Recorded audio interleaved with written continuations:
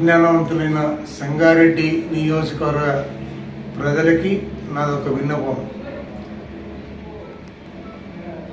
ఈ MP parliament పరిధిలో ఉన్నటువంటి 7 కాన్స్టిట్యున్సీల్లో బీఆర్ఎస్ అత్యధిక మెజార్టీతో ఎంపీ అభ్యర్థిని గెలిపించబోతున్నారు.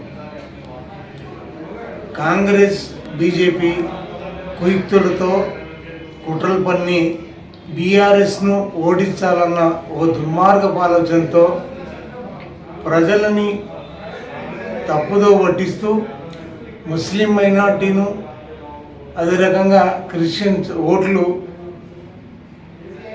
ఏకపక్షంగా మరి కాంగ్రెస్కు వేపించుకోవడానికి ప్రయత్నం చేస్తున్నారు. తద్వారా బీజేపీకి హిందూ ఓట్లు డైవర్ట్ కావాలి అని చెప్పి వాళ్ళ ఆలోచన.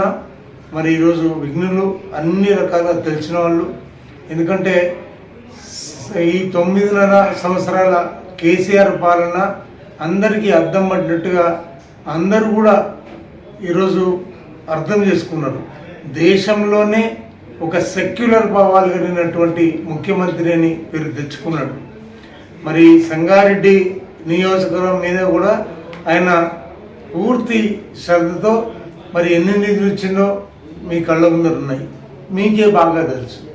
హరీష్ అన్న కూడా ఈ నియోజకవర్గాన్ని నేను ఓడిపోయితే కూడా దత్తత తీసుకొని అన్ని రకాలుగా అందుబాటులో ఉండి మరి ఈరోజు వాళ్ళకి అన్ని రకాలుగా ఉండి ఈరోజు సంగారెడ్డిని అన్ని రకాల అద్భుతంగా అభివృద్ధిలో పూర్తిగా సహకరించింది.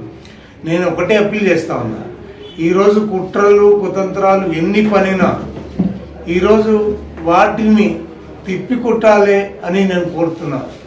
ఈరోజు విఘ్నులు విజ్ఞానవంతులైన మీకు నేను శిరస్సు వంచి నమస్కారాలు తెలియజేస్తూ, ఎక్కడ కూడా ఈరోజు కాంగ్రెస్ గెలవటం అనేది అసాధ్యం.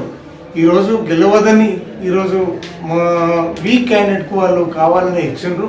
ఇది గుర్తిరగాలని చెప్పి నేను సవినయంగా మనవి చేస్తాను. Thanks for watching NV News. Please like, share, and don't forget to comment.